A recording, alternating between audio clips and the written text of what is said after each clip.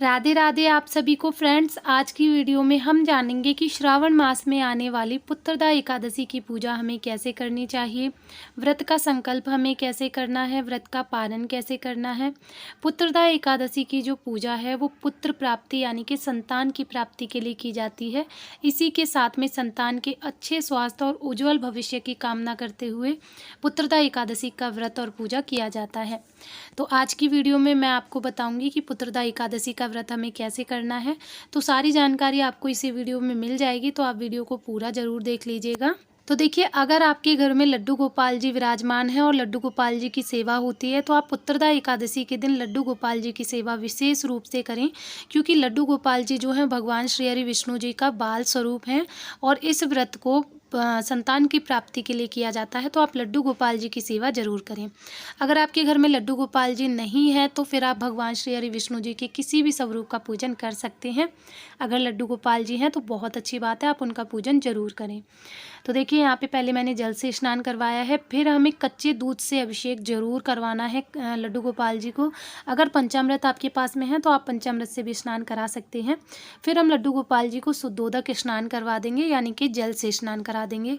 उसके बाद देखिए, यदि आप पुत्र की कामना रखते हैं तो आप इस तरह से कोई भी लाल कपड़ा या लाल रंग का आप कोई भी हैंकी ले लीजिए, उससे आप लड्डू गोपाल जी को अंग पोषण करिएगा लड्डू गोपाल जी का। और ये जो जल है इसे आप अपने घर की क्यारी या पेड़ पौधों में डाल दीजिएगा। और देखिए फ्रेंड्स, ऐसा माना जाता है कि यदि हम लड्डू गोपाल जी की सेवा में लाल वस्त्र का उपयोग करते हैं तो हमें संतान की प्राप्ति जो है वो अवश्य होती है। इसके बाद में एकादशी है तो आप लड्डू गोपाल जी को, अगर आपके पास पीले रंग की पोशाक है तो आप पीले रंग की पोशाक धारण करवा दीजिए। नहीं तो जो भी आपके पास में पोशाक है आप उसे अच्छे से धुल करके साफ करके लड्डू गोपाल जी को धारण कराएं। फिर आप लड्डू गोपाल जी का सुंदर सा श्रृंगार करें। तो देखिए, यहाँ पे मेरे लड्डू गोपाल जी तैयार हो गए हैं और कितने प्यारे कितने सुंदर लग रहे हैं मेरे छोटे से बाल गोपाल जी। फिर मैंने यहाँ पे लड्डू गोपाल जी को विराजमान कर लिया है। अब मैं यहाँ पे लड्डू गोपाल जी की बांसुरी उन्हें दे दूँगी, आप चाहें तो बांस की बांसुरी भी उन्हें दे सकते हैं। उसके बाद एकादशी है तो चावल का प्रयोग नहीं करते हैं, इसीलिए मैंने यहाँ पे तिल का आसन दिया है। फिर मैंने यहाँ पे भगवान श्री हरि विष्णु जी की कोई भी फ़ोटो या प्रतिमा है उसे आप विराजमान कर लीजिएगा। अगर आपके पास में कोई मूर्ति है तो आप उसे भी पंचामृत स्नान करवा के विराजमान कर सकते हैं। फिर हम भगवान गणेश जी को विराजमान करेंगे। अगर आप घर के मंदिर में पूजा कर रहे हैं तो वहाँ पर पहले से ही गणेश जी विराजमान होते हैं। उसके बाद हम जल के छींटे देते हुए भाव रूप में स्नान करवा देंगे सभी को। और लड्डू गोपाल जी को हमने पहले ही स्नान करवा दिया था। फिर हम देसी घी का दीप प्रज्वलित करेंगे, धूप प्रज्वलित करेंगे। फिर हम भाव रूप में वस्त्र समर्पित करेंगे और उसके बाद में देखिए, हाथ में थोड़ा सा जल लेकर के हम अपने व्रत का संकल्प करेंगे। तो आप संकल्प करते समय अपना नाम बोले, गोत्र बोले, जहाँ आप रहते हैं वो बोलें और फिर जो भी आपकी कामना है उसे आप भगवान श्री हरि विष्णु जी से कहते हुए, हे श्रीमन नारायण, आपकी कृपा से मैं ये व्रत कर रहा हूँ या कर रही हूँ। यदि मेरी पूजा में कोई भी कमी रह जाए तो मुझे क्षमा करें और मेरे व्रत और पूजन को स्वीकार करें। ऐसा संकल्प करते हुए जल को भगवान श्री हरि विष्णु जी के चरणों में छोड़ देंगे। उसके बाद हम रोली से भगवान गणेश जी को तिलक करेंगे। फिर हमें भगवान श्री हरि विष्णु जी को तिलक करना है तो पीले चंदन से आप भगवान विष्णु जी और लड्डू गोपाल जी को तिलक कर दीजिएगा। और उसके बाद रोली से हम माता लक्ष्मी जी को तिलक कर देंगे। इसी के साथ में अग्निदेव की पूजा भी की जाती है, तो यहाँ पे हम दिए को भी चंदन से तिलक कर देंगे। और उसके बाद देखिए, हम फूल समर्पित करेंगे। तो जो भी फूल आपको मिल जाए आप वो फूल समर्पित कर दीजिएगा। भगवान गणेश जी को लाल रंग के फूल, विष्णु जी को पीले रंग के, सफ़ेद रंग के, या जो भी फूल आपको मिल जाए आप वो समर्पित कर सकते हैं। इसी के साथ में हम दिए को भी फूल समर्पित करेंगे। उसके बाद हम भोग समर्पित करेंगे। तो जो भी ऋतु फल होते हैं आप उनका भोग लगा सकते हैं। तो भगवान गणेश जी को हम अलग से भोग समर्पित करेंगे, क्योंकि जो भी भोग हम भगवान विष्णु जी को समर्पित करेंगे उसमें आप तुलसी दल जरूर रखिएगा।